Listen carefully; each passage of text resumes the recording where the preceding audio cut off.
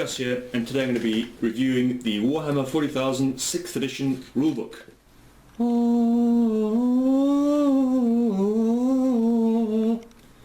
As usual, I will put the breakdown of this video in the About section below, so you can skip forward to any section that you want to, because these do tend to go on for a fair while. Okay, so Warhammer 40,000 6th edition. Very nice book. Okay, it's very nice, good quality. It looks really nice. The artwork is beautiful, as you'll see shortly. There are some very nice things in this book. Okay, unfortunately the majority of it, and you'll see, is a bit recycled, is probably the best way to put it. So I'm just going to go straight into it, and right at the end of the video I'll give you my final thoughts. So you open the book and you're hit by some really nice artwork. This is one of my favourite bits of artwork in Warhammer 40,000, and that is the old Battlefleet Gothic artwork. Really nice. And then you get to a nice big portrait of guys in red armour. I think they might be Space Marines, and fighting some green dudes, otherwise known as Space Orcs. Okay. So most of the artwork in here is digital art, or it's hand drawn and then it's digitized and then coloured in or what have you, and edited digitally. So you get your contents page. The first real bit of writing you get to is you get your In the Grim Darkness of the Far Future section. Then you get a quick introduction to the to Warhammer 40,000, which has got some very famous stuff on. You got your famous 6th edition picture here, and they made a miniature of this dude, which is actually a really nice miniature. I really liked it. And then they give you a few other pictures and bits and bobs in here, and they give you a very quick little portrait of it's Rogue Trader, yay! And they say what you'll need, temp measures, templates, a battlefield to play on, an opponent, naturally. No game master, obviously, like in Rogue Trader. Playing a game, preparing for battle, and they got a picture of Adam and Matt. Is this Matt Ward? I think it is. The Liege himself, Matt Ward. Playing a game, smiling very happily, because they're obviously quite happy. Playing a game, the Fortunes of War. Oh, and they got a picture of the best part of Warhammer 40,000. They got a picture of the best part of this entire rule set. Not playing the game and drinking. Way more fun. So they give you a quick breakdown of what's in the book. The rules, 41st Millennium, miniature showcase, the hobby. Yeah, because like the hobby doesn't include other games, outside of Warhammer 40,000. Anyway, battles, appendices at the back, and they've got the rules. And it starts off with the nasty man with a sword, obviously Dark Angels. Models and units, they've got characteristic profile, which is exactly the same as since 3rd edition. Weapon skill, ballistic skill, strength, toughness, wounds, initiative, attacks, leadership, and your armor save. They give you, a quick breakdown of all of those traits, what they mean in the game. Forming a unit coherency, standard 2 inches, what dice you're going to need, modifying dice rolls, randomizing, having roll-offs, measuring distance, how to measure in the game. In 6th edition you can pre-measure everything. Oh, and this is it, the most important rule, and I'll read this to you. This is terrible. I mean, this is really bad. I can't believe they put this in a rule book, and I also can't believe that really this little section, this little cutout here is an admittance of how poorly written these rules actually are, unfortunately. And they give it to you right here under general principles, right there. The most important rule. Okay, and it states that in a game of the size and complexity of Warhammer 40,000, there are bound to be occasions where a situation is not covered by the rules, or you can't seem to find the right page. Even if you know the rules, sometimes it's just really a close call, and players don't agree on the precise outcome. Ha! We can see where this is going. Nobody wants to waste valuable gaming time arguing, so be prepared to interpret a rule or come up with a suitable solution for yourselves, in brackets, in a manner befitting the better class of Imperial citizen, of course. If you find that you or your opponent cannot agree on the application of a rule, roll a dice to see whose interpretation will apply for the remainder of the game. On a result of 1 to 3, player A gets to decide. On a result of 4 to 6, player B gets to decide. Then you can get on with the fighting. Once the game is over, you can happily continue your discussion as to the finer points of the rules. Oh god. Really? You know, that's like an admittance. Because our rules are so badly written, you might have to just argue and then just roll 6-sided dice. And we've all been in those situations, okay, where you play against somebody who's just not a good opponent, who's basically just a dick, and they'll argue their side until they're blue in the face, and then as soon as it gets to them interpreting a rule, sorry, you interpreting a rule, they just go, oh, let's just roll a dice, just roll a dice, and you're like, oh, hang on there. It's just bad, you know. If you've got to put something like this in your rulebook, it goes to show they're not very good rules. Okay. Oh, this is another one. Oh, this is so bad. Here you go. Dice on the floor. Dice on the floor. It is generally accepted that if a dice ends up on the floor, it doesn't count. So you don't need to shine a torch under the sofa to find out if you've made that save or not. Most gamers agree that such dice can be rolled again. Of course. Come on, Jesus. However, we know one player has a house rule. However, one player we know has a house rule that if your dice misses the table, you have failed the roll. Who? Who is this person? I want to know. After all, if you can't hit a huge table with the tiny dice, then what chance do you always have of hitting the enemy? Oh, that's so bad. Oh gosh. You have my permission, if I'm ever playing you in a game and I do that, to throw this rulebook, this very weighty, probably about 5 kilograms worth of paper at my head, because that is terrible. Who does that? Oh, I say who does that. Yeah, we all know that guy, don't we? Okay, so I'll move on. Blast markers, templates, all the Games Workshop stuff, obviously, because they don't give you a little cutout anymore. You've got to buy everything now. You can't just photocopy it and use it. You've got to buy big pieces of plastic and use those. Scatter dice, characteristic tests, leadership tests, basic versus advanced, because nobody plays basic. Controlling player versus opposing, line of sight. Okay, this is another thing that really bothers me. Okay, line of sight in this game. So it's what they call a true line of sight. Now in a miniatures war game, this doesn't work, and I'll tell you why this doesn't work. So it's a model's eye view. Okay, so if I build, and they go on about forged narrative, and as long as you can explain it in the game, like in terms of the background terms, you can use it in the game, fine. So if I build my Space Marines like they're wading through a swamp, because they're wading through a swamp, it's realistic, you'd only see the tops of their shoulders, and using like a model's eye view, nobody's going to be able to see them, okay? And it's a real line of sight game, a true line of sight, and they've got all these other rules that like don't go with that. It's really bad. If you look at like War Machine of Hordes, the way they do it is they have like a little template that you put behind your base to see the line of sight, because your models are only a representation of the guys on the battlefield. So the whole true line of sight thing itself, it causes arguments, and it's pretty silly. Yeah, it's not good. Just stick Space Marine heads on a base and call those your Space Marines, and then nobody can see them. Silly.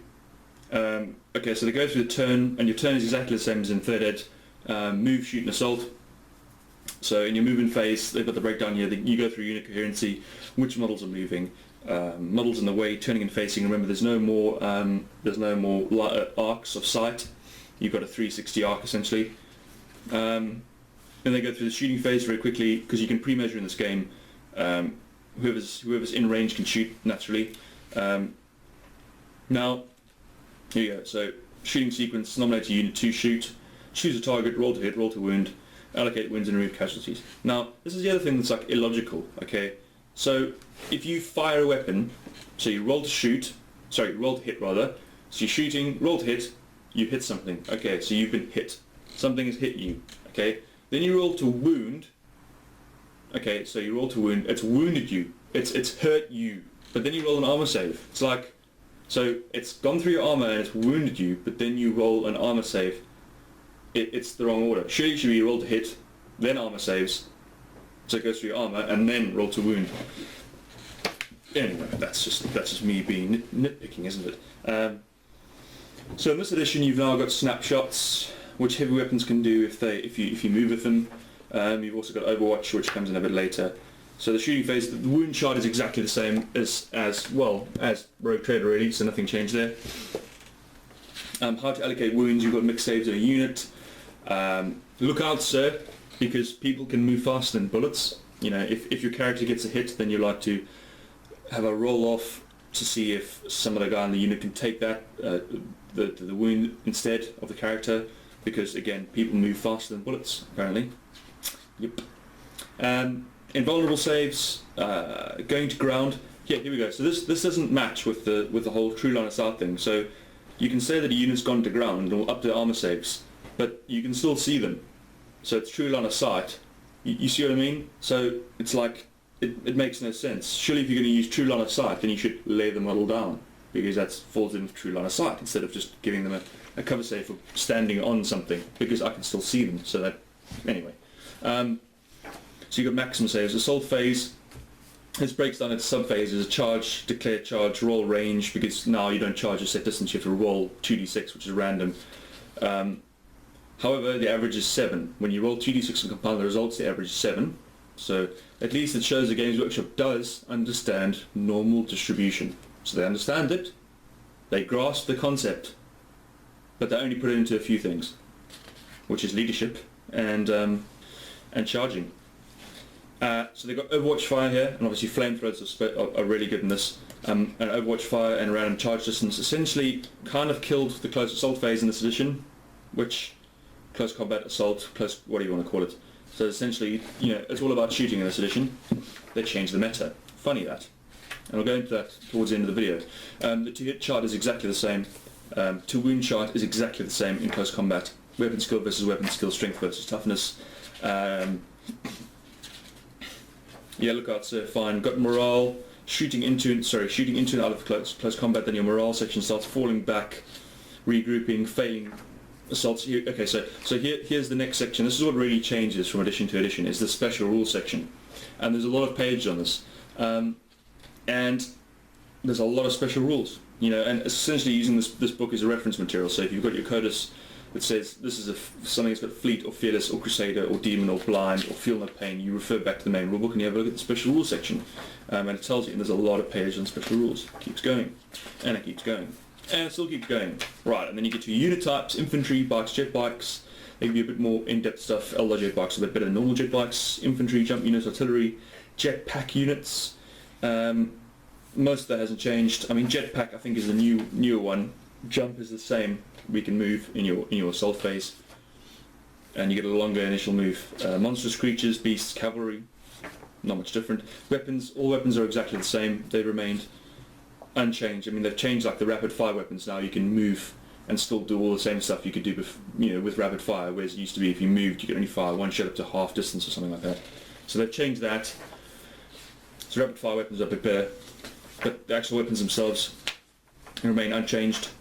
They go into a little section on characters here with challenges and what have you. And look out, sir, because people move faster than bullets. Psychers, types of psychic powers. See, I like, this is one of the things I like in 40k, and I've always liked in 40k, is the way they use psychic powers. In Warhammer Fantasy Battles, magic is really, really fucking powerful, really powerful, overpowered. Whereas psychic powers in 40k are more there to support as they are to win games for you. So I like the way they did that with psychic powers.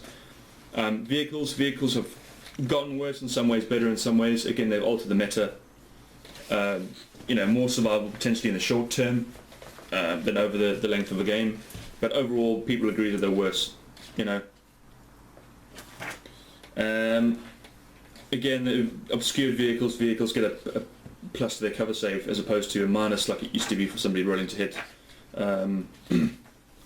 Vehicle assaults, transports, disembarking and embarking, flyers, hand-to-hand combat with vehicles, chariots, open top vehicles, skimmers, tanks, walkers, blah blah blah, vehicle upgrades, blah blah. Battlefield terrain. Okay, so this is a section I do like. I like the fact that they've kind of gone back with us with some of the terrain. You've got like random things that happen. You enter terrain, roll a random chart. I like that. That's the case. It makes moving into unknown terrain risky and also exciting. And it's like you don't know what to do. Do I move through that terrain and take a risk and roll on a random chart? It's up to you in the game. I like that. It's interesting. So open ground and parcel, difficult, dangerous, lethal, mysterious terrain, buildings. I like the building rules. They're interesting because you've now got building damage tables. I like what they did with that. Ruins, I like what they did with the ruins. Forest, jungle, woods, mysterious terrain, rivers, lakes and pools, mysterious terrain. You see, that's cool, that's fun. That's something I like in the games. Battlefield, debris, I like that. It's interesting. Archaeotech artifacts, again, all very interesting stuff. Unique terrain. See, that's cool. So like, so far in this game, there's like 5 pages of really cool stuff that I like. Okay. See, choosing your army, the force organization chart is exactly the same except for allies, which they've added into this edition, which I really like. Warlord traits are very meh. They mean pretty much nothing. I mean, come on, they're pretty crap. They're just like a filler, aren't they? And you got your allies chart. I like the allies chart. You know, this was a long time coming. I like the allies chart. It's very good. And then they've got fortifications, essentially bias because you need to. They got all these, you know, all the new, you've seen all the new fortification stuff, which most people will have in their games, and they buy it from Games Workshop, and then just selling stuff. All the missions, which are pretty much unchanged. Missions, special rules. Then the rules end, and you go into the 41st Millennium. So all the cool background, which I like. I've said before, I like the Warhammer 40,000 background. I like the storyline. It's very evocative. It gets you into the game. It motivates you to build your armies, to paint your armies. It's nice. Okay, but it's, again, they made a few adjustments, but it's relatively unchanged. And there's a huge section that they go through all the races, give you background to all of the races, and they give you a massive section on all the 40k miniatures. It goes on for ages and ages and ages and ages. And then we get to the hobby section, aka advertising. And this is just advertising their shit. I mean, God, it's bad. The Warhammer 40,000 experience. Advertising. The art of collecting. Look. Advertising. And more advertising. Tools of the trade. More advertising.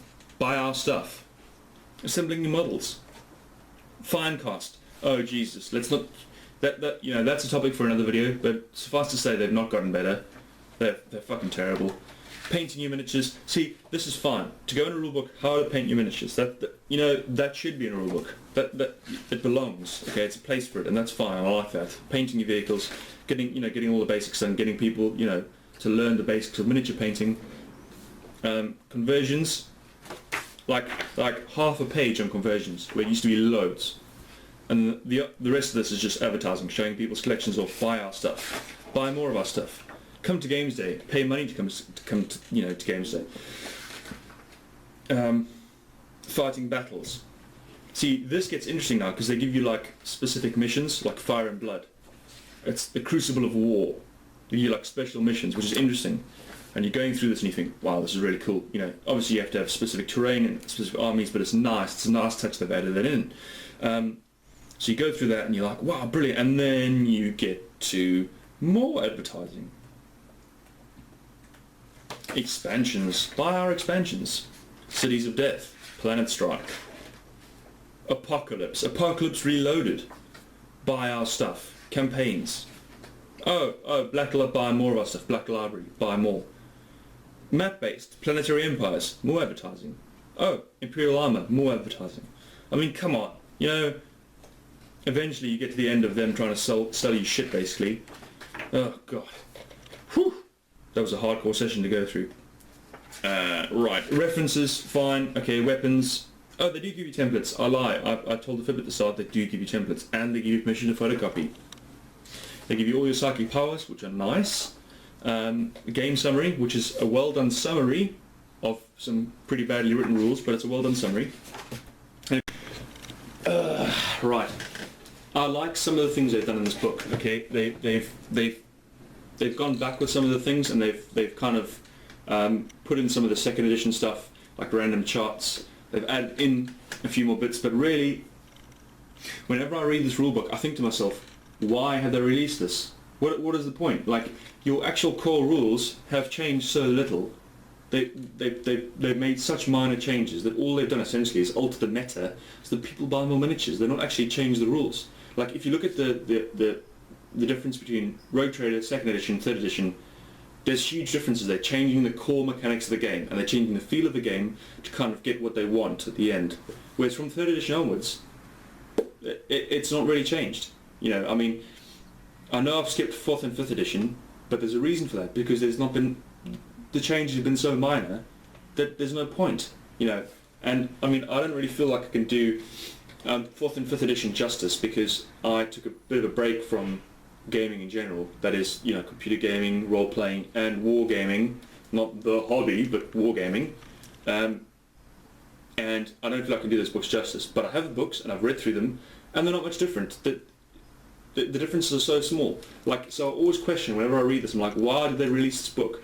There's only one reason for them to release this book. They've not made big changes, they've just changed the meta, which is to get people to buy more stuff. That's the only reason they release these books now. So like, do I feel a bit cheated when I buy this book? I don't, because there's really nice artwork in here. There's the background story, which I've read like, well, how many times now? Like 4 or 5 times. Anyway, so there's really nice artwork. I like the book. This physical book, this is nice, okay? But what's inside the book is not very nice, okay? The rules are not well written. They are shaky at best. You know, people will say, oh, is the game fun? Well, fun is a relative term. I can have fun watching the rugby with buddies. I can have fun sitting here and trolling people on Facebook. Fun is a relative term. You can have fun doing anything, okay? Or you can not have fun playing the best game in the world. So I'm not going to say how fun it is. However, this is the kind of game that I would play while drinking beer and eating pretzels and have the rugby on in the background. Like, that's what this kind of game falls into for me. And you know, the fact that they used to run a very, very strong tournament scene for this game is laughable. I mean, come on, you know, it runs on a D6 core mechanic. Now, that's the thing. When I reviewed this book, it came out 2012. This is now 2013, October 2013, and at the time of 3rd edition, there wasn't really a lot of other games going, okay, in terms of wargame. I mean, there was, but there wasn't anything seriously competing against Warhammer 40,000 and Warhammer and you know, Lord of the Rings. But now there is, you know, and I always say to people, if you started off playing War Machine and Hordes, okay, and you then went to Warhammer 40,000, you'd be like, what the hell is this crap? Like, you'd be laughing your ass off. It's not a good system. By modern standards, this is not a good system. It's kept the same thing of the really serious background with a not very good game mechanic, and then they've badly written it. It's not a good game. You know, and people gonna think I'm like a hater or something. I'm not a hater. I'm trying to be as objective as I can. There are things I really like in this rulebook. There are. And that is the allies and a lot of the dangerous terrain, difficult terrain stuff. I like that. It's really good, really nice. But do they need to release a whole friggin' rulebook to cover all that stuff? No, they didn't. Why don't they just put in a supplement in White Dwarf?